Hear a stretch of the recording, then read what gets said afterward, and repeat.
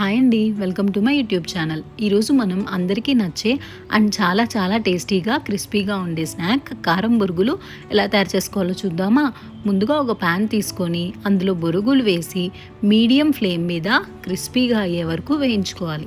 అవి క్రిస్పీగా అయ్యాయో లేదో తెలుసుకోవడానికి ఒకటి తీసుకొని నలిపి చూస్తే క్రంచీగా ఉందనుకోండి సరిపోతుంది. ఇప్పుడు వాటిని ఒక ప్లేట్లోకి తీసుకోవాలండి. ఇప్పుడు వెల్లుల్లి తీసుకొని అవి మరీ పేస్ట్లా కాకుండా కొంచెం ఈ టెక్స్చర్లో దంచుకుంటే సరిపోతుంది. తర్వాత మళ్ళీ ఒక ప్యాన్ పెట్టుకొని అందులో నూనె వేసి అది వేడయ్యాక పల్లీలు వేసి బాగా వేయించుకోవాలండి. తర్వాత వేయించిన శనగపప్పు ఉంటుంది కదా, అది కూడా వేసి అది కూడా వేపాక గోల్డెన్ కలర్ వస్తుందండి, అప్పటి వరకు వేపుకోవాలి. ఇప్పుడు అందులోకి కరివేపాకు మరియు దంచిన వెల్లుల్లి వేసి బాగా వేయించాలి.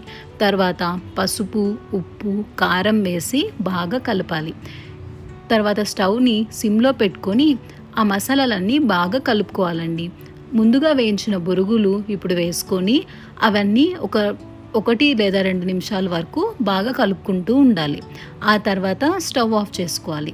అంతే అండి, చాలా క్రిస్పీగా అండ్ చాలా టేస్టీగా ఉండే కారం బొరుగులు రెడీ అయిపోతుంది.